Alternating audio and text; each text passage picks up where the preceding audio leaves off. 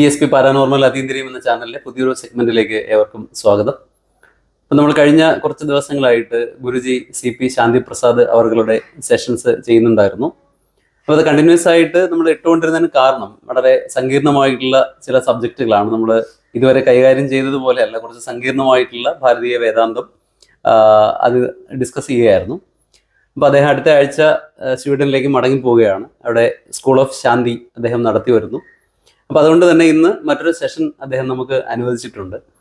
അപ്പോൾ പല ആളുകളും ഇതിൻ്റെ ഇടയിൽ കമൻറ്റ് ചെയ്തൊരു കാര്യം ഒന്നും മനസ്സിലാകുന്നില്ല എന്ന് പറയുന്ന ഒരു കാര്യമാണ്. അപ്പോൾ ശരിക്കും നമ്മൾ പലപ്പോഴും പറഞ്ഞിട്ടുള്ളൊരു വിഷയമാണ്, ഭാരതീയ വേദാന്തം പല രീതികളിൽ നമുക്കതിനെ സമീപിക്കാം. ഒന്നും ചെയ്യേണ്ട, വെറുതെ ഇരുന്നാൽ മാത്രം മതി എന്ന് പറയുന്ന രമണ മഹർഷിയുടെ ഒരു സങ്കല്പനമുണ്ട്. പക്ഷെ നമ്മൾ വിചാരിക്കും പോലെ ഒരു ഐഡിയലായി ഇരിക്കുക എന്ന് പറയുന്നത് അലസമായി ഇരിക്കുക എന്നൊരു അർത്ഥമല്ല. അത് ശരിക്കും പറഞ്ഞാൽ വളരെ കോംപ്ലിക്കേറ്റഡ് ആയ ഒരു സംഗതിയാണ്. അപ്പോൾ ഇവിടെ ജ്ഞാനത്തിൻ്റെ വ്യത്യസ്തമായ ഒരു വഴിയെക്കുറിച്ചാണ് അദ്ദേഹം സംസാരിക്കുന്നത്. വളരെ സങ്കീർണമായിട്ടുള്ള ടോപ്പിക്കുകളാണ്, പക്ഷെ അത് ഏറ്റവും ലളിതമായിട്ട് നമുക്ക് പറഞ്ഞു തരുന്ന ഒരു സംഗതിയാണ്. സാധാരണ ഒരു ശൂന്യതാവാദം എന്ന് പറയുന്ന ഒരു സംഗതി, അത് ശൂന്യതാവാദമല്ല, അത് പൂർണ്ണതാവാദം എന്നാണ് അദ്ദേഹം കഴിഞ്ഞ വീഡിയോകളിൽ സ്ഥാപിച്ചത്.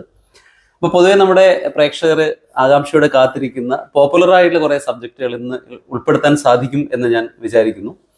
അപ്പോൾ എന്തായാലും നമുക്ക് എല്ലാവർക്കും വളരെ താല്പര്യമുള്ളൊരു സബ്ജക്റ്റാണ് കർമ്മ ഡൈനാമിക്സ്, അല്ലെങ്കിൽ കർമ്മ തിയറി എന്ന് പറയുന്ന റീഇൻകാർണേഷൻ, പുനർജന്മം, അതുപോലെ തന്നെ മരണത്തിന് ശേഷമുള്ള അവസ്ഥാന്തരങ്ങൾ തുടങ്ങിയതെല്ലാം. അപ്പോൾ മരണം എന്ന് പറയുന്നത് തന്നെ ഒരു അവസ്ഥാവിശേഷമാണ്, ട്രാൻസ്ഫർ ഓഫ് എനർജി എന്നാണ് നമ്മൾ പറയുന്നത്. It is not a dead end എന്ന് നമ്മൾ പറഞ്ഞു വെക്കുന്നു. അപ്പോൾ അതിനെക്കുറിച്ച് സ്കൂൾ ഓഫ് ശാന്തി ഡയറക്ടർ ആയിട്ടുള്ള ഗുരുജി CP ശാന്തി പ്രസാദ് അദ്ദേഹത്തിന് എന്താണ് പറയാനുള്ളതെന്ന് നമുക്ക് കേൾക്കാം. ഓം നമഃ ശിവായ. ഓം നമഃ ശിവായ. ഓം നമഃ ശിവായ.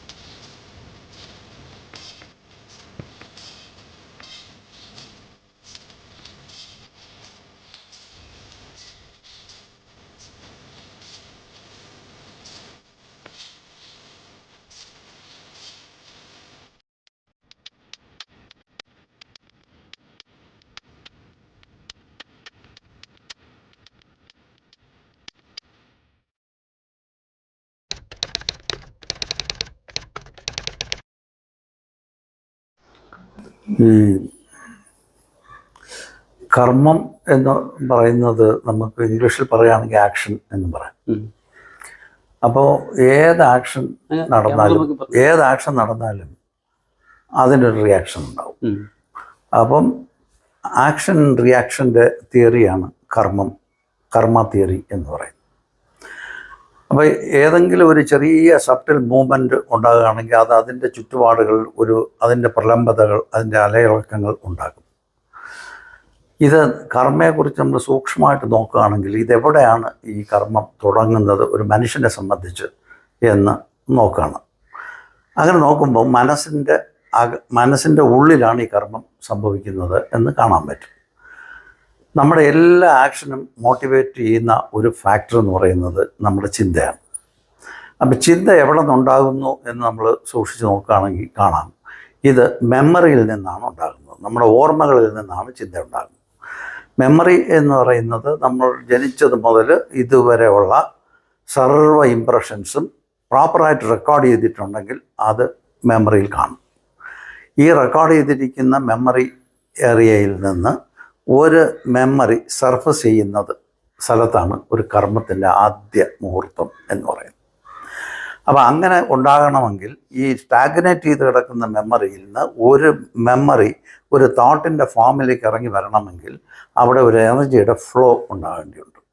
അപ്പോൾ അവിടെ ഒരു എനർജി റിലീസ് ഉണ്ടാകണം. അങ്ങനെ മെമ്മറിക്കകത്ത് ഒരു എനർജി റിലീസ് ഉണ്ടാകുന്ന ആ ഫോഴ്സിനെ, ആ എനർജിയാണ് നമ്മൾ ഇച്ഛ എന്ന് പറയുന്നത്, ഇച്ഛാശക്തി എന്ന് പറയും. അങ്ങനെ അതൊന്ന് ട്രിഗർ ചെയ്യുമ്പോൾ ഒരു മെമ്മറി അവിടെ നിന്ന് സ്റ്റാഗ്നേറ്റ് ചെയ്ത് കിടക്കുന്ന ഒരു മെമ്മറി അനങ്ങാൻ തുടങ്ങും. അത് അനങ്ങിക്കഴിഞ്ഞാൽ മനസ്സിൻ്റെ സബ് കോൺഷ്യസ് ലെവലിലാണ് ഈ മെമ്മറീസ് എല്ലാം സ്റ്റോർ ചെയ്തിരിക്കുന്നത്. ആ സ്റ്റോർ ഹൗസിൽ നിന്ന് ഒരു മെമ്മറി ഇങ്ങനെ സർഫസ് ചെയ്തിട്ട് അതൊരു ചെറിയ ബബിളായി, ഒരു വലിയ ബബിളായി ആ കോൺഷ്യസ് മൈൻഡിലേക്ക് വരും. ആ ബോധ മനസ്സിലേക്ക് ഈ മെമ്മറി വന്നു കഴിയുമ്പോൾ അതൊരു ചിന്തയുടെ രൂപത്തിലേക്ക് മാറും. അങ്ങനെയാണ് ചിന്ത സംഭവിക്കുന്നത്. ചിന്തയ്ക്കാണെങ്കിൽ ഒരു ഫോർവേഡ് മൂവിങ് ടെൻഡൻസിയാണുള്ളത്. എന്ന് വെച്ചാൽ ഓരോ ചിന്തയും ഒരു ആക്ഷൻ്റെ റൂട്ടാണ്.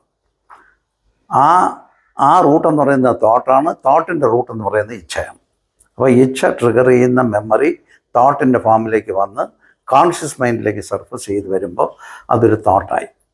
ഈ തോട്ട് ഒരു ഡയറക്ഷനിലേക്ക് പോകാണ്. അതിൻ്റെ ഡയറക്ഷൻ എന്ന് പറയുന്നത് ആക്ഷനിലേക്ക് ഇറങ്ങുക എന്നതാണ് അതിൻ്റെ പ്ലാൻ. ആക്ഷൻ പ്ലാനിലേക്ക് ഇത് എത്തും. അപ്പോൾ ആക്ഷനിലേക്ക് ഇത് ഇറങ്ങണമെങ്കിൽ ഇത് മൈൻഡിൻ്റെ എനർജി ലെവലിൽ നിന്ന് ഇത് വൈറ്റൽ എനർജിയെ ട്രിഗർ ചെയ്തിട്ട് ഇത് ഒരു ആക്ഷൻ പ്ലാനിലേക്ക് ഇറങ്ങും. അപ്പോൾ നമ്മൾ കർമ്മേന്ദ്രിയാസ് എല്ലാം ഇതിനെ സപ്പോർട്ടീവായിട്ട് വരും. കാരണം അതുവരെ കർമ്മേന്ദ്രിയാസിലേക്കുള്ള നോർമൽ ഫ്ലോ അല്ലാതെ ഒരു അഡീഷണൽ ആക്ഷന് വേണ്ടിയുള്ള ഫ്ലോ അവിടെ സംഭവിക്കുന്നില്ല. ഈ ഒരു ത്വര കിട്ടുമ്പോഴത്തേക്കും, ഈ ഒരു പുഷ് കിട്ടുമ്പോഴത്തേക്കും അത് ചിന്തിച്ച് അത് എന്താണ് ചെയ്യേണ്ടതെന്ന് കൂടെ മനസ്സ് സെറ്റപ്പ് ചെയ്തിട്ട് അതിന് ആക്ഷൻ പ്ലാനിലേക്ക് ട്രിഗർ ചെയ്യുമ്പോൾ നമ്മുടെ വൈറ്റൽ എനർജി ഈ കർമ്മേന്ദ്രിയങ്ങളിലേക്ക് ഫ്ലോ ചെയ്യാൻ തുടങ്ങും. ഏത് കർമ്മേന്ദ്രിയമാണോ ഈ ആക്ഷനുമായിട്ട് ബന്ധപ്പെട്ട് നിൽക്കുന്നത് ആ കർമ്മേന്ദ്രിയത്തിനെ ഇത് ട്രിഗർ ചെയ്യും. ആ ട്രിഗർ ചെയ്ത് കഴിയുമ്പോൾ നമുക്ക് പിന്നെ ഇരിക്കാൻ ഒക്കത്തില്ല. എണീക്കുക, പോവുക, നടക്കുക, ഓടുക, അല്ലെങ്കിൽ കൈയും കാലും ഒക്കെ അതിൽ പ്രയോഗിച്ചിട്ട് നമ്മൾ ഈ കർമ്മം നടത്തിയെടുക്കാനായിട്ട് ശ്രമിക്കും. അങ്ങനെ കർമ്മം നടത്തിയെടുക്കാനായിട്ട് ശ്രമിക്കുന്നതിൻ്റെ ഭാഗമായിട്ട് ചിലപ്പോൾ ഈ കർമ്മം നടന്നെന്ന് വരും, ചിലപ്പോൾ നടന്നില്ല എന്ന് വരും. അതിന് ഒരുപാട് ഇന്യൂമറബിൾ ഫാക്ടേഴ്സ് ഉണ്ട് ഒരു കർമ്മം ഫ്രക്ടിഫൈ ചെയ്യാനായിട്ട്. അനുകൂല സാഹചര്യങ്ങൾ ഉണ്ടാകണം പുറത്ത്, നമുക്കതിനുള്ള ചോദന നല്ല സ്ട്രോങ് ആയിട്ട് വരണം. പിന്നെ അതിന് വേണ്ടുന്ന എനർജി നമ്മുടെ മാനസിക ലെവലിലും ശാരീരിക ലെവലിലേക്കും ഓടി വരണം. പിന്നെ പുറത്ത് നിൽക്കുന്ന ലോകം ഇതിന് അനുഗുണമായ ഒരു ഭാവത്തിലേക്ക് മാറണം. ഈ കാര്യങ്ങളെല്ലാം ഇണങ്ങി വരികയാണെങ്കിൽ ആ കർമ്മം വളരെ എഫക്റ്റീവായിട്ട് നടക്കും. എന്നാൽ സാധാരണഗതിക്ക് ഈ കർമ്മം നടന്നു വരുന്ന സമയത്ത് നമ്മൾ ഒരു റിസൾട്ട് ഓറിയൻറ്റഡ് ആയിട്ടാണ് ഇതിനെ നോക്കുന്നത്. കാരണം ഒരു കർമ്മം ചെയ്യുമ്പോൾ അതിൻ്റെ ഫലം നമ്മൾ ആഗ്രഹിക്കും. അപ്പോൾ ആ ഫലത്തിലേക്ക് നമ്മുടെ അറ്റൻഷൻ മാറ്റി വയ്ക്കുമ്പോഴത്തേക്കും സംഭവിക്കുന്ന ഒരു കാര്യം എന്ന് വെച്ചാൽ ഈ കർമ്മത്തിലേക്ക് ഓടാനുള്ള എനർജിയുടെ ഒരു പാർട്ട് അതിൻ്റെ റിസൾട്ടിനെ എക്സ്പെക്റ്റ് ചെയ്തുകൊണ്ട് മാറി നിൽക്കും. അങ്ങനെ നിൽക്കുമ്പോൾ അത് വളരെ ഫുൾഫില്ലിങ് ആയ ഒരു കർമ്മമാകാനായിട്ട് അതിൽ കുറവ് വരും. കാരണം ഫുൾ എനർജി ഫ്ലോ അതിലേക്കല്ല, മൈൻഡിൻ്റെ മറ്റൊരു സ്ഥലത്തേക്ക് അത് മാറിക്കിടക്കും. ഇങ്ങനെ മാറിക്കിടക്കുമ്പോൾ പലപ്പോഴും കർമ്മത്തിന് നമുക്ക് പൂർണ്ണമായിട്ട് ഫുൾഫിൽ ചെയ്തെടുക്കാൻ സാധിക്കാതെ വരും. അതുകൊണ്ടാണ് ഗീതയിൽ പറയുന്നത് ഈ കർമ്മം ചെയ്യുമ്പോൾ നമ്മൾ ഫലേച്ഛ കൂടാതെ കർമ്മം ചെയ്യണം എന്ന് പറയുന്നത്. ഫുള്ളി ഫോക്കസ്ഡ് ആയിട്ടുള്ള ആക്ഷനായിട്ട് മാറും. ആ ഫുള്ളി ഫോക്കസ്ഡ് ആയിട്ടുള്ള ആക്ഷനായി കഴിഞ്ഞാൽ അതിനൊരു പവർ ഉണ്ടാവും. അത് നടത്തിയെടുക്കാനായിട്ട് വലിയ പ്രയാസം വരത്തില്ല. സാധാരണഗതിക്ക് ഇങ്ങനെയല്ല, നമ്മൾ ഷിഫ്റ്റ് ചെയ്തിരിക്കും. ഫലത്തിനെ നോക്കുകയും ആക്ഷനിൽ നിൽക്കുകയും ചെയ്യും. ആ ഷിഫ്റ്റിലാണ് നമുക്ക് ഈ വീക്ക്നെസ് വരുന്നത്. അതുകൊണ്ട് കർമ്മം പൂർണ്ണമായിട്ട് നടത്തിയെടുക്കാൻ പറ്റാതെ വരും. പിന്നെ ഇതെല്ലാം കൂടെ ഇണങ്ങി വന്നാൽ ആ കർമ്മം അങ്ങ് നടത്താനും പറ്റും. പക്ഷേ നമ്മളുടെ മാത്രം കപ്പാസിറ്റിയിലല്ല ഈ കർമ്മം നിൽക്കുന്നത്. പ്രകൃതിയെ ഇതിന് അനുഗുണമായ ഒരു സാഹചര്യം കൂടെ സൃഷ്ടിച്ച് തന്നെങ്കിൽ മാത്രമേ ഇത് നടത്താൻ പറ്റുള്ളൂ. അങ്ങനെ നടത്തിയെടുക്കുമ്പോഴത്തേക്കും അതിനകത്ത് ഉണ്ടാകുന്ന വെച്ചാൽ സാറ്റിസ്ഫാക്ഷൻ ഉണ്ടാകും. അങ്ങനെ ഒരു തൃപ്തി, ആ തൃപ്തി അങ്ങ് വരും. ഇങ്ങനൊരു തൃപ്തി ഒരു മനുഷ്യന് കിട്ടിക്കഴിഞ്ഞാൽ അത് ഏതാണ്ട് ഫുൾഫിൽഡായി. അപ്പോൾ പിന്നെ ഇതിൻ്റെ മെമ്മറി, ഇപ്പം നടന്ന ആക്ഷൻ്റെ മെമ്മറി എല്ലാം കൂടെ ചേർത്തിട്ട് വീണ്ടും അത് മൈൻഡിലേക്ക് ഇറക്കി സ്റ്റോർ ചെയ്ത് അവിടെ വയ്ക്കും. പിന്നെ അടുത്ത തോട്ട് വരുമ്പോൾ ഈ മോഡിഫൈഡ് ആയിട്ട് വരുന്ന ഈ പുതിയ ഇൻഫർമേഷൻ കൂടെ ചേർന്ന് മോഡിഫൈഡ് ആയിട്ട് വരുന്ന ആ പാക്കിൽ നിന്നാണ് അടുത്ത തോട്ട് കയറി വരുന്നത്. ഇങ്ങനെ ലൈഫ് ഇമ്പ്രൂവ് ചെയ്തുകൊണ്ട് വരും. അങ്ങനെ ഓരോ തോട്ടിൽ നിന്നും അതിൻ്റെ അടുത്ത സ്റ്റെപ്പിലേക്ക് നമ്മൾ ഇറങ്ങി വന്നിട്ടാണ് ഈ ആക്ഷൻ എല്ലാം നടന്ന് വരുന്നത്. ഇതാണ് നമ്മുടെ നോളജും കൂടെ ഇതിൻ്റെ കൂടെ ഉണ്ടാകുന്നു എന്ന് പറയുന്നു. ഇങ്ങനെ നോളജിലേക്ക് ഇറങ്ങി അത് കാര്യം മനസ്സിലാക്കി നമുക്ക് തൃപ്തി ചിലപ്പോൾ കിട്ടും, ചിലപ്പോൾ കിട്ടത്തില്ല. എക്സ്പെക്റ്റേഷൻ, റിസൾട്ടിനെ കുറിച്ച് എക്സ്പെക്റ്റ് ചെയ്തുകൊണ്ടിരുന്നാൽ ഇതിനുള്ള പോസിബിലിറ്റി കുറയും. അതുകൊണ്ടാണ് റിസൾട്ടിനെ ഓറിയൻറ്റ് ചെയ്ത് നിന്ന് ആക്ഷനിലേക്ക് ചെയ്താൽ വീക്ക് ആക്ഷനായി പോവും, ഫുൾഫില്ലിങ് ആക്ഷൻ ആകില്ല എന്ന് പറയുന്നത്. അങ്ങനെ നമ്മൾ സാധാരണഗതിക്ക് ജീവിക്കുന്ന ഒരു ജീവിതത്തിനകത്ത് കുറേ കാര്യങ്ങൾ ഫുൾഫിൽ ചെയ്യും, കുറേ കാര്യങ്ങൾ ഫുൾഫിൽ ചെയ്യാൻ സാധിക്കത്തില്ല. ഈ അൺഫുൾഫിൽഡ് ആയിട്ടുള്ള ഡിസയേഴ്സ് എല്ലാം വീണ്ടും മെമ്മറിയുടെ അകത്ത് ഡീപ്പർ റിസോഴ്സസിലോട്ട് ഇറങ്ങിയിട്ട് അവിടെ അത് സ്റ്റോർഡായിട്ട് കിടക്കും. ഈ കിടക്കുന്ന ഈ മെമ്മറിയാണ് നമ്മുടെ കർമ്മത്തിൻ്റെ ബീജം എന്ന് പറയുന്നത്.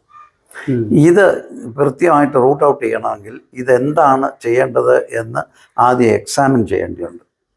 മനസ്സിൽ നിന്നൊരു പ്രേരണ വരികയാണ്. ഈ പ്രേരണ നമ്മുടെ ഉള്ളിൽ നിന്നാണോ വരുന്നത് അതോ പെട്ടെന്ന് വന്ന ഒരു പാസിങ് ഫാൻസി ആണോ എന്ന് നോക്കേണ്ടതുണ്ട്. ആക്ഷൻ ഇറങ്ങുന്നതിന് മുമ്പേ ഈ ഡിസ്ക്രിമിനേറ്റീവ് ഇൻ്റലിജൻസ് അപ്ലൈ ചെയ്തിട്ട് ഇത് നമ്മളുടെ ഉള്ളിൽ നിന്ന് വരുന്നതാണോ അതോ നമ്മൾ പുതിയൊരു കർമ്മം ഉണ്ടാക്കാൻ പോകുന്നതാണോ എന്ന് വ്യക്തമായി മെഡിറ്റേറ്റ് ചെയ്ത് മനസ്സിലാക്കിയതിന് ശേഷം വേണം ആ കർമ്മത്തിലേക്ക് ഇറങ്ങാൻ. എന്നാൽ സാധാരണഗതിക്ക് അങ്ങനെയല്ല. ഒരു പ്രേരണ വരുമ്പോൾ നമ്മൾ പെട്ടെന്ന് അതിന് അനുഗുണമായ സാഹചര്യം ഉണ്ടെങ്കിൽ പെട്ടെന്ന് അതിലേക്ക് അങ്ങ് ഇറങ്ങിപ്പോയി ചിലപ്പോൾ നടക്കും, ചിലപ്പോൾ നടക്കും. ഇങ്ങനെയാണ് അക്യൂമുലേഷൻ ഓഫ് കർമ്മ നടക്കുന്നത്. നമുക്ക് ഈ അക്യൂമുലേറ്റഡ് കർമ്മ എന്താണെന്ന് തിരിച്ചറിയണം. ഈ അക്യൂമുലേറ്റഡ് കർമ്മയാണ് നമ്മൾ പ്രാരബ്ധം എന്ന് പറയുന്നത്. അപ്പോൾ നമ്മളുണ്ടാക്കുന്ന പ്രാരബ്ധം, നമുക്ക് വേണ്ടപ്പെട്ടവരുണ്ടാക്കുന്ന പ്രാരബ്ധം, അതിന് പരപ്രാരബ്ധം എന്ന് പറയും. ഇതെല്ലാം കൂടെ ചേർന്നിട്ട് അവിടെ ഒരു വലിയ പാക്കായിട്ട് കിടക്കുകയാണ്. ഈ പാക്കിനകത്ത് ഇത് ഇറങ്ങി നോക്കാൻ പറ്റാതെ തോട്ടായിട്ട് വരുമ്പോൾ നമുക്ക് കാണാനും പറ്റും. ഇറങ്ങി നോക്കണമെങ്കിൽ നല്ലവണ്ണം മെഡിറ്റേറ്റ് ചെയ്ത് നോക്കണം. അതില്ലെങ്കിലും ഇത് സർഫസ് ചെയ്യുമ്പോൾ നമുക്കറിയാം ഏതാണ് കർമ്മ ആക്റ്റീവായി കിടക്കുന്നതെന്ന്. അങ്ങനെ ആക്റ്റീവായിട്ടുള്ള ഒരു സെറ്റ് ഓഫ് കർമ്മ അല്ലെങ്കിൽ ഒരു കർമ്മയെ നമ്മൾ കണ്ടു കഴിഞ്ഞാൽ അത് മെഡിറ്റേറ്റ് ചെയ്തുകൊണ്ടിരിക്കുമ്പോഴത്തേക്കും അത് വീണ്ടും വീണ്ടും പൊങ്ങി വരും. ചിലപ്പോൾ അതങ്ങനെ സബ്സൈഡ് ചെയ്ത് അങ്ങ് പോകും. അപ്പോൾ ആ കർമ്മം ഇപ്പം വളരെ ആക്റ്റീവ് അല്ലാതെ കിടക്കുകയാണ്. ചിലപ്പോൾ ഇത് ഡബിൾ ഫോഴ്സിൽ പിന്നെയും കുറച്ച് കാലം കഴിഞ്ഞ് വീണ്ടും കയറി വരും. അപ്പോൾ നമ്മൾ വീണ്ടും അതിനെ നോക്കുകയെന്ന് വെച്ചാൽ ഒബ്സർവ് ചെയ്തുകൊണ്ടിരിക്കുകയാണ്. നമ്മൾ ആക്ഷനിലേക്ക് ചാടുന്നില്ല, ഒബ്സർവേഷനിൽ നിന്നിട്ട് ഈ കർമ്മത്തിനെ നോക്കുമ്പോഴത്തേക്കും ഇത് വീക്കായി വരും. ചിലപ്പോൾ അല്ല, ചില സന്ദർഭങ്ങളിൽ ഈ ഉള്ളിൽ നിന്ന് നമ്മൾ വളരെ ഡീപ്പ് സീറ്റഡ് ആയിട്ട് വേണമെന്ന് ആഗ്രഹിച്ചുകൊണ്ടിരിക്കുന്ന ഒരു കാര്യമാണെങ്കിൽ എത്ര നോക്കിയാലും പോകത്തില്ല, ഇത് കയറി വരും. ഇങ്ങനെ വരുന്ന കർമ്മങ്ങൾക്കൊരു പേര് പറയുന്നുണ്ട്, അതായത് അദൃഷ്ടഫലകർമ്മം എന്ന് പറയും. അതായത് നമുക്കിതിനകത്തൊന്നും ചെയ്യാൻ പറ്റത്തില്ല. കാരണം ഓൾറെഡി നമ്മൾ ചെയ്തു കഴിഞ്ഞ ഒരു കാര്യമാണ്, അതിൻ്റെ റിസൾട്ട് ആയിട്ടുമില്ല. അപ്പോൾ അതുകൊണ്ട് ആ ഉൾപ്രേരണ അതിൽ തന്നെ നിന്ന് പുഷ് ചെയ്തുകൊണ്ടിരിക്കും. ഈ കർമ്മം നമുക്ക് നടത്തിയേ പറ്റൂ, അല്ലെങ്കിൽ ഒരിക്കലും സാറ്റിസ്ഫാക്ഷൻ കിട്ടില്ല. ഇത്തരം കർമ്മങ്ങളാണ് നമ്മുടെ കൂടെ ഫോളോ ചെയ്യുന്നത്, നമ്മളെ കർമ്മങ്ങളെ ഡിക്റ്റേറ്റ് ചെയ്തുകൊണ്ട് പോകുന്നത്. എന്നാൽ വേറൊരു തരം കർമ്മം ഇതിൻ്റെ ക്ലാസിഫിക്കേഷനിൽ പറയുന്നുണ്ട്, അത് പുരുഷാകാര കർമ്മം എന്നാണ് പറയുന്നത്. അതായത് കോൺഷ്യസ് ആയിട്ടുള്ള കർമ്മം. ഈ കർമ്മം എന്താണെന്ന് വെച്ചാൽ നമ്മൾ വിചാരിക്കുകയാണ് നമ്മളിതെല്ലാം ഇപ്പം നിർത്തിയിട്ട് നമ്മളെ തന്നെ ആദ്യം മനസ്സിലാക്കാം എന്ന് ഒരാൾ തീരുമാനിക്കുകയും ആ തീരുമാനത്തിലേക്ക് ഇയാൾ ഇറങ്ങി വരികയും അതിലേക്ക് വേണ്ടി മെഡിറ്റേറ്റ് ചെയ്ത് മനസ്സിലാക്കാനായിട്ടുള്ള ഡിസിഷൻ എടുക്കുകയും ലൈഫിനെ മാറ്റാം എന്നയാൾ തീരുമാനിക്കുകയും ചെയ്യുന്ന ഒരു സാധ്യത മനസ്സിനകത്ത് ഒളിഞ്ഞിരിപ്പുണ്ട്. ആ സാധ്യതയെ ടാപ്പ് ചെയ്തുകൊണ്ട് അതിലേക്ക് നീങ്ങുന്ന കർമ്മങ്ങളെയാണ് നമ്മൾ പുരുഷകാര കർമ്മം എന്ന് പറയുന്നത്. പുരുഷാകാര കർമ്മം എന്ന് പറയുന്നത്.